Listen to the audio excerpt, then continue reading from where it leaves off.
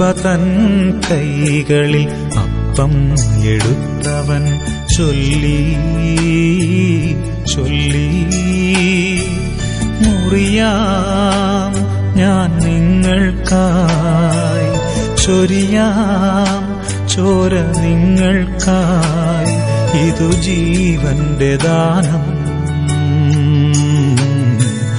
ദൈവീകമാണീ രഹസ്യം. വേദപുസ്തകത്തിൽ അടിസ്ഥാനപരമായി നമ്മൾ മനസ്സിലാക്കേണ്ടതായ ചില ഉപദേശ വിഷയങ്ങൾ, അതിൻ്റെ യാഥാർത്ഥ്യമുള്ള അല്ലെങ്കിൽ യഥാർത്ഥ ഉപദേശം പഠിപ്പിക്കണം എന്ന് എൻ്റെ മനസ്സിലുണ്ടായി. ഓരോ ഭാഗങ്ങളായിട്ട് ഭാഗമായിട്ട് പഠിക്കുകയാണെങ്കിൽ ഒരു ഭാഗമെങ്കിലും നമുക്ക് ഇന്ന് പഠിക്കണം എന്നുള്ളൊരാഗ്രഹമാണ്. അതുകൊണ്ട് ആളുകളുടെ മനസ്സിൽ സംശയമുള്ള പല കാര്യങ്ങളും കിടക്കുന്ന ഒരു സബ്ജക്റ്റാണ്, ഒരു വിഷയമാണ്, ഒരു ഉപദേശ വിഷയമാണ് കർത്തൃമേശ എന്ന് പറയുന്നത്. ഈ കർത്തൃമേശയെക്കുറിച്ച് ഇവിടെ സംസാരിക്കാം എന്ന് ഞാൻ ആഗ്രഹിക്കുകയും അതിനുവേണ്ടി പ്രാർത്ഥിക്കുകയും ചെയ്യും. അതുകൊണ്ട് നമ്മൾ പഠിക്കുന്നത് കർത്തൃമേശയെക്കുറിച്ചുള്ള ഉപദേശമാണ്. എന്നാൽ ഇതാരെങ്കിലുമായിട്ട് വഴക്കുണ്ടാക്കാനോ കണ്ണന പ്രസംഗമൊന്നും അല്ല ഞാൻ ഉദ്ദേശിക്കുന്നത്. എന്താണ് വേദപുസ്തകം കർത്തൃമേശയെക്കുറിച്ച് പഠിപ്പിക്കുന്നത് എന്നത് പറയാനാണ് ഞാനിവിടെ നിൽക്കുന്നത്. അതിനെക്കുറിച്ച് ഒത്തിരി കള്ളനാണയങ്ങൾ ഉണ്ടാകുന്നുണ്ടാകാം. പക്ഷേ കള്ളനാണയങ്ങളുടെ പ്രത്യേകതകൾ പഠിച്ചതുകൊണ്ട് അർത്ഥമില്ല. അതിനേക്കാളും നല്ലത് നല്ല നാണയം എന്താണെന്നുള്ളത് നമ്മൾ മനസ്സിലാക്കുകയാണ്. ഇപ്പോൾ ഉള്ള കള്ളനോട്ടെല്ലാം കൂടെ എടുത്തിട്ട് ഈ കള്ളനോട്ട് ഇങ്ങനെയാണ് കാണുന്നത്, ഈ കള്ളനോട്ടിൽ ഇങ്ങനെയാണ് കാണുന്നത്, ഈ കള്ളനോട്ടിൻ്റെ അവിടെ വെളുത്തിരിക്കുന്നു, ഈ കള്ളനോട്ടിൻ്റെ ഇവിടെ ഒരു പാട് കൂടുതലുണ്ട്, ഇതൊക്കെ നമ്മൾ പറയേണ്ട കാര്യമില്ല. മോനെ, നല്ല നോട്ട് എന്താണോ അതങ്ങ് കണ്ടിട്ട് അതങ്ങ് പഠിക്കും. അത് പഠിക്കുമ്പോൾ അതൊഴികെ ഉള്ളതെല്ലാം കള്ളനോട്ടാണെന്നുള്ളത് നമുക്ക് അറിയാം. അതുകൊണ്ട് കള്ളനോട്ടിൻ്റെ പ്രത്യേകതകൾ പഠിക്കാനല്ല നമ്മൾ വന്നിരിക്കുന്നത്. നല്ല നോട്ട് എന്താണ്, നല്ല ഉപദേശം, തിരുവചനപ്രകാരമുള്ള ഉപദേശം എന്താണെന്ന് പഠിക്കാനാണ് നമ്മളിവിടെ വന്നിരിക്കുന്നത് എന്നത് നമ്മൾ മറന്നു പോകരുത്. അതുകൊണ്ട് തന്നെ കർത്തൃമേശയെക്കുറിച്ചുള്ള ഈ പഠനം നിങ്ങൾ ശ്രദ്ധിക്കണം. കഴിവുണ്ടെങ്കിൽ എഴുതിയെടുക്കണം. ശ്രദ്ധയോടുകൂടെ ഈ ഉപദേശ വിഷയം നമ്മൾ പഠിക്കണം. കർത്തൃമേശ, ലോർഡ് സപ്പർ, ഈ കർത്തൃമേശയെക്കുറിച്ച് പല വാക്കുകൾ നമ്മൾ ഉപയോഗിക്കാറുണ്ട്. വേദപുസ്തകത്തിലുണ്ട്. അതുകൂടാതെ നമ്മൾ ഉപയോഗിക്കുന്നതായ ചില വാക്കുകളുണ്ട്. 3 പേരുകൾ പ്രധാനമായിട്ടും നമ്മൾ കാണുന്നുണ്ട്. ഒന്ന് കർത്തൃമേശ എന്ന് തന്നെയാണ്, ലോർഡ്സ് ടേബിൾ, കർത്തൃമേശ. വേറൊന്ന് നമ്മൾ കേൾക്കുന്നത് തിരുവത്താഴം എന്നാണ്, തിരുവത്താഴം. മൂന്നാമത് നമ്മളൊന്ന് കാണുന്നത് വിശുദ്ധ സംസർഗം, ഹോളി കമ്മ്യൂണിയൻ. അപ്പം Lord's table, Lord's supper, holy communion എന്നിങ്ങനെ പല പേരുകളിൽ നമ്മൾ കർത്തൃമേശയെ അല്ലെങ്കിൽ കർത്താവിൻ്റെ അത്താഴത്തെ, കർത്താവിൻ്റെ അത്താഴം, തിരുവത്താഴം, കർത്താവിൻ്റെ അത്താഴത്തെ നമ്മൾ കാണുന്നുണ്ട്. കർത്താവിൻ്റെ അത്താഴം എന്ന വാക്ക് വേദപുസ്തകത്തിൽ കൃത്യമായിട്ട് നമ്മൾ കാണുന്ന ഒരു കാര്യമാണ്, കർത്താവിൻ്റെ അത്താഴം, ദ ലോർഡ് സപ്പർ. എന്നാൽ ഇത് കൂടാതെ നമ്മൾ സാധാരണ ഉപയോഗിക്കുന്ന ഒരു വാക്കുണ്ട്, പ്രത്യേകിച്ച് സുറിയാനി സഭകളിലും മറ്റും നമ്മൾ ഉപയോഗിക്കുന്ന ഒരു വാക്കുണ്ട്, യൂക്കാരിസ്റ്റ് എന്ന് പറയും. സുറിയാനി സഭകളിലും റോമൻ സഭകളിലും ഉപയോഗിക്കുന്നതായ ഒരു വാക്കാണ് യൂക്കാരിസ്റ്റ്. യൂക്കാരിസ്റ്റ് എന്ന് പറയുന്നതിൻ്റെ ശരിക്കും പറഞ്ഞു കഴിഞ്ഞാൽ ഗിവിങ് താങ്ക്സ് എന്നർത്ഥമേ ഉള്ളത്. ഒരുപക്ഷേ കർത്താവ് അപ്പം എടുത്ത് സ്തോത്രം ചൊല്ലി നുറുക്കി എന്ന് പറയുമ്പോൾ അവിടെ ഹി ഗേവ് താങ്ക്സ് എന്ന് പറയുന്നത് കൊണ്ടായിരിക്കാം, അതിൽ നിന്നാകാം യൂക്കാരിസ്റ്റ് എന്ന് പറയുന്ന ഒരു വാക്ക് കർത്തൃമേശയ്ക്ക് ഉണ്ടാകാനുള്ള കാരണം.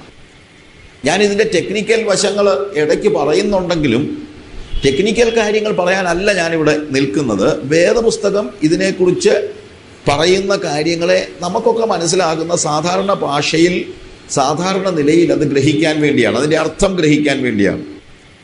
ഇതൊരു കൂദാശയാണ് എന്ന് നമ്മൾ ഒരു പക്ഷേ സുറിയാനി സഭകളിൽ പറയുന്നൊരു വാക്കാണ് കൂദാശ. സാക്രമെന്റ് എന്ന് മറ്റ് സഭകളിൽ ചിലപ്പോൾ പറയാറുണ്ട്. സാക്രമെന്റ് സാക്രമെന്റ് എന്ന് പറയുമ്പോൾ പല അർത്ഥമുണ്ട്. ഈ യൂക്കാരിസ്റ്റിൻ്റെ കാര്യം പറഞ്ഞതുപോലെ, ഒന്ന് അതിന് ഉടമ്പടി അല്ലെങ്കിൽ ഓത്ത്, നമ്മൾ ഓത്ത് എടുക്കുക എന്നൊക്കെ പറയില്ല. ഓത്ത് നമ്മൾ ഉടമ്പടിയുടെ ഒരു പുതുക്കൽ നമ്മൾ പറയുകയാണ്. നമ്മളിപ്പോൾ ഒരു സിറ്റിസൺഷിപ്പ് ഒരാൾ എടുക്കണമെങ്കിൽ ഓത്ത് എടുക്കുക എന്ന് പറയും. ഓത്ത് നമ്മൾ അത് വിളിച്ച് പറയുകയാണ്, മറ്റുള്ളവർ പറയുകയാണ്. അപ്പോൾ സാക്രമെന്റ് എന്ന് പറയുമ്പോൾ സീക്രട്ട്, വിശുദ്ധ ഉടമ്പടിയുടെ ഒരു ഓർമ്മയാണ് ശരിക്കും പറഞ്ഞു കഴിഞ്ഞാൽ തിരുവത്താഴ്. വിശുദ്ധ ഉടമ്പടിയുടെ, നമ്മളും കർത്താവ് നമ്മളുമായി ചെയ്ത ഉടമ്പടിയുടെ ഒരു ഓർമ്മ എന്ന നിലയിലാണ് ഇതിനെ കൂദാശ എന്ന നിലയിൽ പറയുന്നത്. പഴയ കാലത്തെ ക്രിസ്തീയ എഴുത്തുകാർ ഇത് ഉടമ്പടി പുതുക്കൽ മാത്രമല്ല, ഇതിനെ ചിലപ്പോൾ ഒരു മിസ്റ്ററി എന്ന നിലയിൽ, സൈൻ എന്ന നിലയിൽ കണ്ടിരുന്നു. സാക്രമെന്റ് എന്ന് പറയുമ്പോഴത്തേക്ക് അവർ പറയുന്നത് അത് നമുക്ക് പുറമേ മനസ്സിലാക്കാൻ കഴിയുന്നതല്ല, പക്ഷേ അതിനൊരു ആന്തരിക അർത്ഥമുണ്ട്. ആ ആന്തരിക അർത്ഥത്തിൻ്റെ പുറമേയുള്ള ഒരു പ്രദർശനമാണ് എന്നാണ് പറഞ്ഞിരുന്നത്. സാക്രമെന്റ് എന്ന് പറയുമ്പോൾ it is an outward and visible sign of an inward and spiritual grace. ആന്തരികവും ആത്മികവുമായ ഒരു കൃപയുടെ പ്രത്യക്ഷവും ദൃശ്യവും ആയ പുറത്തുള്ള ഒരു എക്സ്പ്രഷനാണ്, ഒരു വിസിബിൾ സൈനാണ്. അപ്പോൾ കൂദാശകളെ കുറിച്ചൊക്കെ പറയുമ്പോഴത്തേക്ക് ഒത്തിരി കൂദാശകൾ നമ്മുടെ സഭകളിലൊക്കെ ഉണ്ട്, കൂദാശകളുണ്ട്. എന്നാൽ വേദപുസ്തകത്തിൽ എല്ലാ വിശ്വാസികൾക്കും അത്യന്താപേക്ഷിതമായ 2 കൂദാശകളാണുള്ളത്. മറ്റു കൂദാശകളൊക്കെ ഇല്ലെന്നല്ല, പക്ഷേ എല്ലാ വിശ്വാസികൾക്കും ഒന്നുപോലെ ആവശ്യമുള്ള 2 കൂദാശകളുണ്ട്. ഒന്ന് സ്നാനം, 2 തിരുവത്താഴ്. ഇത് രണ്ടും എല്ലാ വിശ്വാസികൾക്കും ഉള്ള കൂദാശയാണ്. ഇത് ഒരു വിശ്വാസിക്കും ഒഴിഞ്ഞിരിക്കാൻ കഴിയുന്നതല്ല, സ്നാനവും തിരുവത്താഴവും. ഇത് രണ്ടും, ഈ സ്നാനവും തിരുവത്താഴവും ഒരുപോലെ യേശുവിൻ്റെ മരണവുമായി ബന്ധപ്പെട്ട കൂദാശകളാണെന്നാണ് നമ്മൾ വേദപുസ്തകത്തിൽ വായിക്കുന്നത്. അപ്പോൾ ഞാൻ പറഞ്ഞല്ലോ, കൂദാശ എന്ന് പറയുമ്പോൾ ഒരു സൈനാണ്, ഒരടയാളമാണ്. എന്തടയാളം? യേശു ക്രിസ്തുവിൻ്റെ മരണവുമായി ബന്ധപ്പെട്ട അടയാളമാണ് സ്നാനവും അതേപോലെ തന്നെ തിരുവത്താഴവും എന്ന് നമുക്ക് മനസ്സിലാക്കാം. റോമാലേഖനം അതിൻ്റെ 6-ാമത്തെ അധ്യായം അതിൻ്റെ 3-ാമത്തെ വാക്യം വായിക്കുമ്പോൾ, അല്ല യേശു ക്രിസ്തുവിനോട് ചേരുവാൻ സ്നാനമേറ്റവരായ നാം എല്ലാവരും അവൻ്റെ മരണത്തിൽ പങ്കാളികളാകുവാൻ സ്നാനമേറ്റിരിക്കുന്നെന്ന് നിങ്ങൾ അറിയുന്നില്ലയോ? അപ്പോൾ സ്നാനത്തിൽ മുഴച്ചു നിൽക്കുന്ന ആ ആന്തരികമായ അർത്ഥം എന്താണെന്ന് ചോദിച്ചാൽ എന്താണ്? യേശുവിൻ്റെ മരണം എന്നുള്ളതാണ്. യേശു ക്രിസ്തുവിൻ്റെ മരണമാണ് മുഴച്ചു നിൽക്കുന്നതായ കാര്യം എന്ന് നിങ്ങൾ മറന്നു പോകരുത്. 1 കൊരിന്ത്യർ അതിൻ്റെ 11-ാം അധ്യായത്തിൻ്റെ 26-ാമത്തെ വാക്യത്തിൽ നമ്മൾ വായിക്കുമ്പോൾ, അവിടെ അങ്ങനെ നിങ്ങൾ ഈ അപ്പം തിന്നുകയും പാനപാത്രം കുടിക്കുകയും ചെയ്യുമ്പോഴൊക്കെയും കർത്താവ് വരുവോളം അവൻ്റെ മരണത്തെ പ്രസ്താവിക്കുന്നു. അപ്പോൾ സ്നാനവും തിരുവത്താഴവും എന്തിനെ പ്രഖ്യാപിക്കുന്നു? യേശു ക്രിസ്തുവിൻ്റെ മരണത്തെ പ്രഖ്യാപിക്കും. അത് വളരെ പ്രാധാന്യമർഹിക്കുന്നതായ കാര്യമാണ്. എന്നാൽ ഇതിനകത്ത് നമ്മൾ ഓർക്കേണ്ട ഒരു കാര്യം, ഇതിൽ സ്നാനം ഒരിക്കൽ മാത്രമേ ഉള്ളൂ, എന്നാൽ തിരുവത്താഴ ഒരിക്കൽ മാത്രമല്ല. ഇതേ ഉള്ളൂ. ഈ 2 കൂദാശകൾ തമ്മിലുള്ള പ്രധാനപ്പെട്ട വ്യത്യാസത്തിൽ ഒരു പ്രധാനപ്പെട്ട വ്യത്യാസം ഇതാണ്: സ്നാനം ഒരിക്കലായിട്ട് മാത്രമേ ഉള്ളൂ. തിരുവത്താഴം അത് തുടരുന്നതാണ്, ഫ്രീക്വൻ്റ് ആയിട്ട് നമ്മൾ പങ്കെടുക്കുന്നതാണ് തിരുവത്താഴം. ഇവിടെ സ്നാനത്തെക്കുറിച്ച് പറയുമ്പോൾ അത് ഒരിക്കലേ ഉള്ളൂ. പലപ്പോൾ പോയി പലരുടെ പേരിലും പല കാര്യത്തിലും ഒന്നും സ്നാനപ്പെടേണ്ട കാര്യമൊന്നുമില്ല. പണ്ട് ഒരു പെൺകുട്ടി സാമുദായിക പശ്ചാത്തലത്തിൽ നിന്ന് വിശ്വാസത്തിൽ വന്നു. അവൾ സ്നാനമേറ്റ് തിരികെ വന്നപ്പോൾ അപ്പൻ കെട്ടിയിട്ട് അടിക്കാൻ തുടങ്ങി. ചോദിക്കുന്ന ചോദ്യം ഇത് ചോദിച്ചോണ്ടാ, ഇനി മേലാ നീ സ്നാനപ്പെടുവോടി? അവൾ പറഞ്ഞു, ഇല്ല പപ്പ, ഇനി മേലാ ഞാൻ സ്നാനപ്പെടത്തില്ല. ഇനി മേലെ സ്നാനപ്പെടുന്നില്ല. കാര്യം അതിൻ്റെ ആവശ്യം ഇല്ല. ഒരിക്കൽ സ്നാനമേറ്റാൽ പിന്നീട് സ്നാനമേൽക്കേണ്ട കാര്യം ഇല്ല. അത് നമ്മൾ തിരിച്ചറിയണം. അല്ലാതെ ഇവിടുന്ന് സംഘമായിട്ട് യെരുശലേമിൽ ചെന്ന് യോർദാൻ നദി കാണുമ്പോൾ എന്നാൽ ഇവിടെ കൂടെ ഒന്ന് മുങ്ങിയേക്കാം എന്നാരും ചിന്തിക്കണ്ട. ചിലർ അങ്ങനെ ഉണ്ട്, അവിടെ ചെല്ലുമ്പം ഒന്നുകൂടെ മുങ്ങും. അതിൻ്റെ ആവശ്യമില്ല. പിന്നെ ഞങ്ങൾ ഇന്നാളി മുങ്ങിയത് പിതാവിൻ്റെയും പുത്രൻ്റെയും പരിശുദ്ധാത്മാവിൻ്റെയും നാമത്തിലാണ്, എന്നാൽ പിന്നെ പോയി യേശുവിൻ്റെ നാമത്തിൽ ഒന്നുകൂടെ മുങ്ങിയേക്കാം. അത് തെറ്റ്. ഇന്നാളിൽ എന്നെ സ്നാനപ്പെടുത്തിയ ആള് ആത്മസ്നാനം പ്രാപിച്ചില്ലോ എന്ന് എനിക്ക് അറിയത്തില്ല, എന്നാൽ പിന്നെ ഒന്നുകൂടെ മുങ്ങിയേക്കാം. അതിൻ്റെ ആവശ്യമില്ല. പിതൃപുത്ര പരിശുദ്ധാത്മാവിൻ്റെ, പിതാവിൻ്റെയും പുത്രൻ്റെയും പരിശുദ്ധാത്മാവിൻ്റെയും നാമത്തിൽ സ്നാനം കഴിപ്പിക്കുക എന്ന് കർത്താവ് കൽപ്പിച്ചതിൻ്റെ അടിസ്ഥാനത്തിൽ ഒരാൾ സ്നാനമേറ്റാൽ അയാൾ പിന്നീട് സഭ മാറുന്നോ സംഘം മാറുന്നോ അന്നേരം എല്ലാം പോയി എന്ത് ചെയ്യേണ്ട കാര്യമില്ല, സ്നാനപ്പെടേണ്ട കാര്യമില്ല. സ്നാനം ഒരിക്കൽ മാത്രം. എന്നാൽ തിരുവത്താഴം അങ്ങനെയല്ല. ഇത് രണ്ടും നമ്മുടെ അറിവോടെ വേണം കേട്ടോ. സ്നാനപ്പെടുന്നത് നമ്മുടെ അറിവോടെ വേണം. നമ്മൾക്ക് അറിവില്ലാത്ത കാലത്ത് ആരെങ്കിലും കൊണ്ടുപോയി തളിച്ചെന്നോ മുക്കിയെന്നോ പറഞ്ഞിട്ട് കാര്യമൊന്നുമില്ല.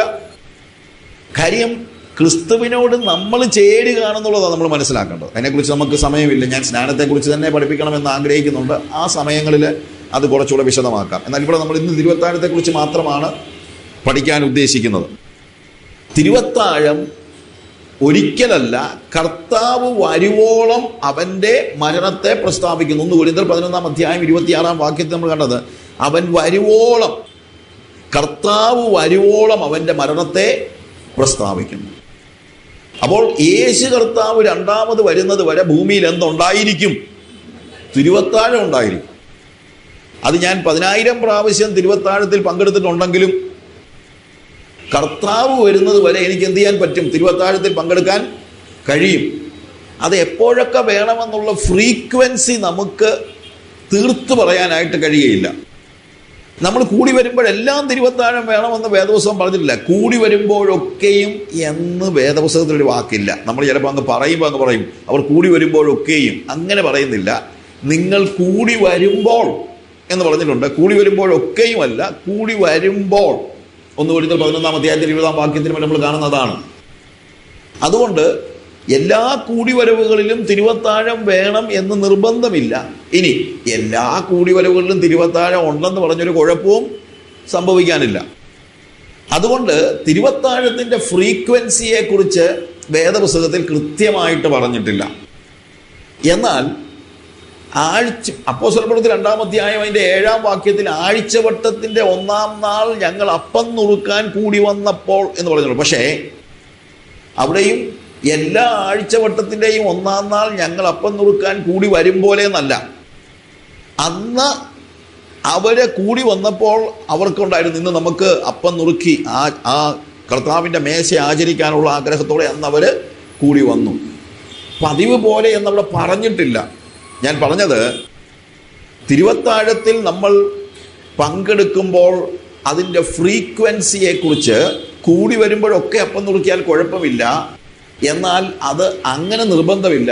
എന്നാൽ ഒരു കാര്യം ഓർക്കണം, ഇതിനുള്ള ലോങ് ഇൻ്റർവെൽ ഒത്ര നല്ല കാര്യമല്ല.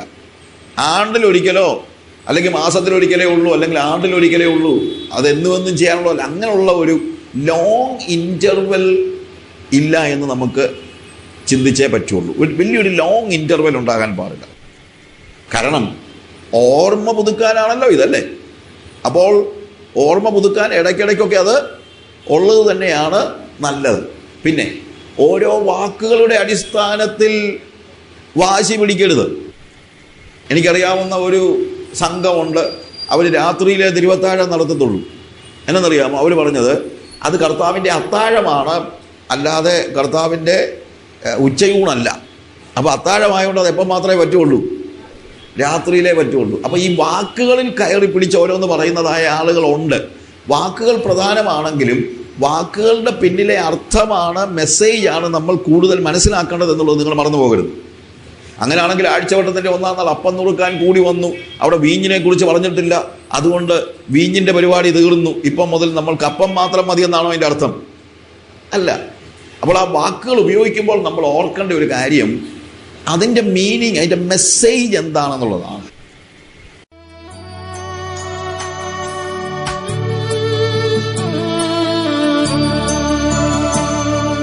കൃപ തൻ കൈകളിൽ അപ്പം എടുത്തവൻ ചൊല്ലി ചൊല്ലി മുറിയാം ഞാൻ നിങ്ങൾക്കായി, ചൊരിയാം ചോര നിങ്ങൾക്കായി, ഇതു ജീവന്റെ ദാനം. ദൈവീകമാണീ രഹസ്യം. കൃപ തൻ കൈകളിൽ അപ്പം എടുത്തവൻ ചൊല്ലി ചൊല്ലി മുറിയാം ഞാൻ നിങ്ങൾക്കായി, ചൊരിയാം ചോര നിങ്ങൾക്കായി, ഇതു ജീവന്റെ ദാനം. ദൈവീകമാണീ രഹസ്യം.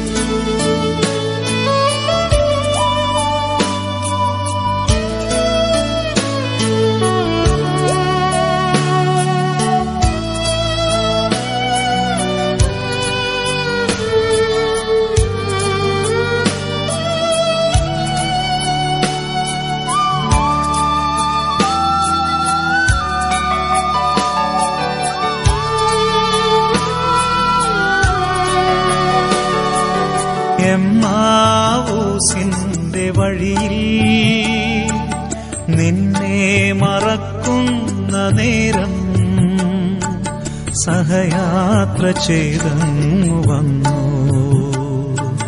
കൂടെ വസിക്കുന്നുവല്ലോ. എമ്മാവൂസിന്റെ വഴിയിൽ നിന്നെ മറക്കുന്ന നേരം സഹയാത്ര ചെയ്തങ്ങു വന്നു, കൂടെ വസിക്കുന്നുവല്ലോ. മിഴികൾ തുറക്കുന്നുവല്ലോ.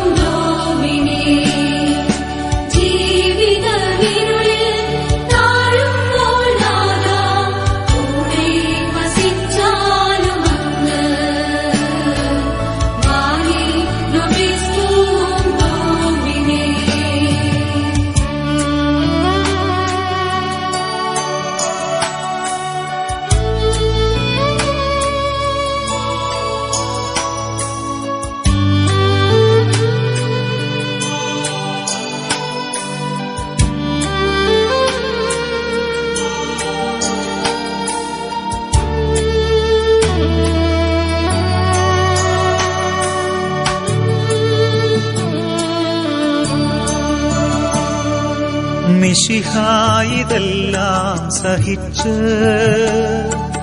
മഹിമാവ് പൂകേണ്ടതല്ലേ മകനേ.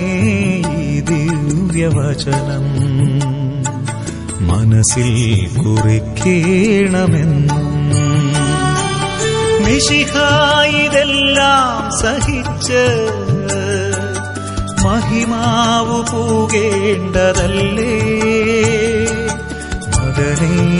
ഈ ദിവ്യവചനം മനസ്സിൽ കുറിക്കേണമെന്നും. ദൈവീകമാണീ രഹസ്യം.